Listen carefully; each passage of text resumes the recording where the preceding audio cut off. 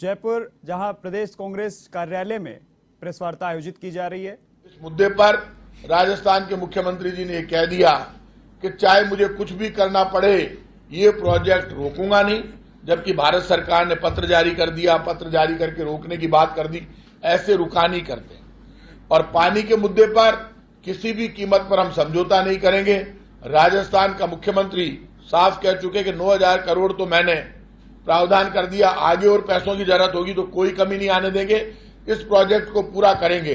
हम तो एक ही बात कहना चाहते हैं कि हमारी जिम्मेदारी, हम सरकार में बैठे हैं और इस बात के लिए, पानी के लिए, खेजड़ी के लिए इस राजस्थान में लोगों ने अपनी जान दी है। इसलिए राजस्थान का पानी तो आप छीन ही नहीं सकते किसी कीमत पे, लेकिन ये तय कर लेना चाहिए 13 जिलों के सांसद ये बता दें क्या वो ईआरसीपी के प्रोजेक्ट के खिलाफ है। वो खुलकर प्रधानमंत्री जी से कब मिलेंगे और ईआरसीपी को लेकर उन्हें अपना पक्ष स्पष्ट करना चाहिए।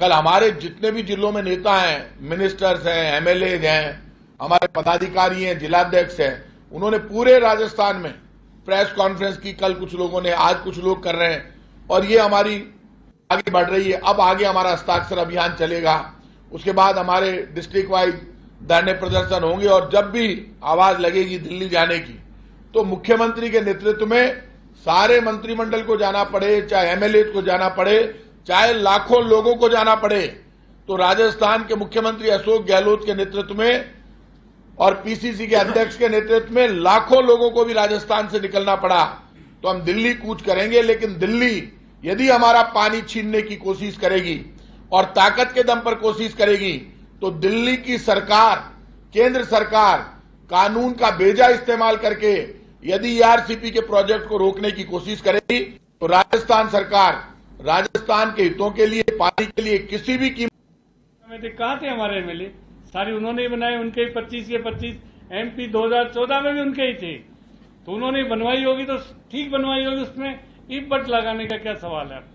तो निश्चित रूप से इस परियोजना, बहुत महत्वपूर्ण परियोजना को मंजूरी देनी चाहिए और इसीलिए मुख्यमंत्री जी ने कहा है कि हम इस परियोजना को पूरा करेंगे, चाहे हमको कुछ भी करना पड़े, चाहे विकास के काम रोकना पड़े, चाहे हमको कर्जा लेना पड़े, पर इस परियोजना को पूरा करेंगे। ये मुख्यमंत्री जी का कमिटमेंट है राजस्थान की जनता।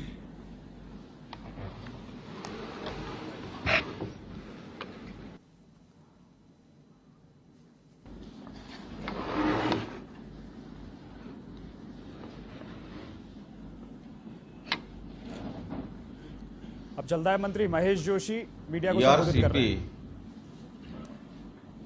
आज राजस्थान का सबसे बड़ा ज्वलंत मुद्दा,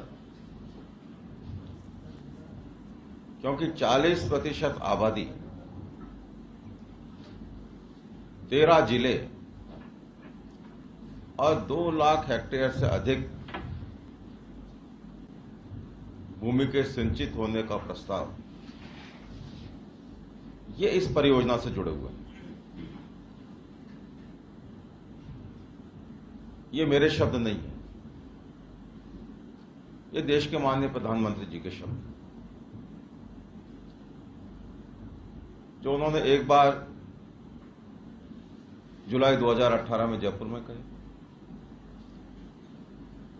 और अक्टूबर 2018 में अजमेर में कहे। अभी विस्तार से प्रताप सिंह जी और प्रसादी लाल जी ने आपके सामने बात रखी। मैं बहुत लंबी बात नहीं रखना चाहता, कुछ मुद्दे उठाना चाहता हूं। पहला मुद्दा यह है कि हमारा जो प्रस्ताव है 2017 में भेजा गया, तत्कालीन भाजपा सरकार जिसकी मुख्यमंत्री वसुंधरा राजे जी थी, उनके द्वारा भेजा गया। पहली बात तो यह कि केंद्रीय जल आयोग की 2010 की गाइडलाइन के अनुरूप ये परियोजना है कि नहीं, इसकी डीपीआर है कि नहीं। दूसरा, 2005 में राजस्थान मध्य प्रदेश अंतर्राज्यीय नियंत्रण बोर्ड जो है, उसके प्रावधानों के अनुरूप है कि नहीं। फौरी तौर पर आपत्ति मध्य प्रदेश का नाम लेकर लगाई जा रही है। डिपेंडेबिलिटी की बात की जा रही है 75%, 50% की। सरप्लस पानी होने के बावजूद ये जो जल की निर्भरता की बात जो कहीं उठाई जा रही है, इसका न तो केंद्रीय जल आयोग की 2010 की गाइडलाइन के खिलाफ है ये, और न 2005 के निर्णय के खिलाफ, प्रावधानों के खिलाफ है।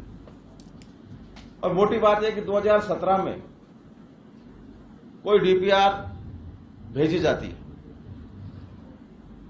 और 2018 में माननीय प्रधानमंत्री जी के मुंह से शब्द कहलवाए जाते हैं।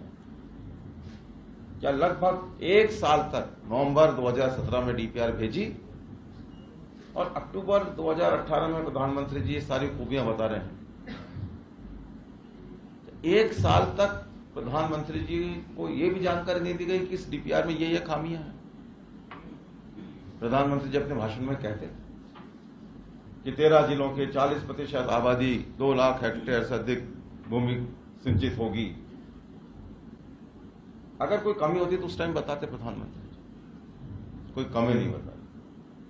कमी रही तो एक रही कि 2018 में भारतीय जनता पार्टी का शासन रिपीट नहीं हो पाया।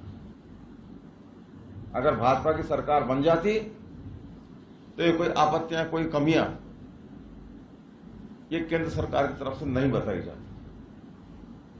ये सिर्फ इसलिए बताई जा रही है राजस्थान की जनता से बदला लिया जा रहा है। राजनीतिक भेदभाव के तहत ये आपत्तियां उठाई जा रही हैं। आप बताइए, एक साल तक केंद्र सरकार के पास योजना पड़ी रही, लगभग 11 महीने से अधिक, और प्रधानमंत्री जी को कमियों के बारे में नहीं बता के उनके मुंह से उस योजना की खूबियों का बखान करवाना, यह किसी भी हालत में संभव नहीं। दो ही बातें हैं कि एक तो डीपीआर किन्हीं भी प्रावधानों के खिलाफ नहीं है, चाहे केंद्रीय जल आयोग के 2010 के प्रावधानों की बात करें या मध्य प्रदेश, राजस्थान अंतर्राज्यीय नियंत्रण बोर्ड के प्रावधानों की बात करें। और बात सिर्फ इसलिए उठाई जा रही है कि राजस्थान में कांग्रेस की सरकार है और कैसे कांग्रेस की सरकार होने के कारण से जनता को परेशान किया जाए। यह मेरा आरोप है कि राजस्थान की जनता ने जो निर्णय किया लोकतांत्रिक, उसका बदला पूर्व राजस्थान की जनता से लिया जा रहा है। क्योंकि दुर्गति हुई पूर्व राजस्थान में भारतीय जनता पार्टी की, और उस दुर्गति का बदला ये ईआरसीबी के जरिए लिया जा रहा है।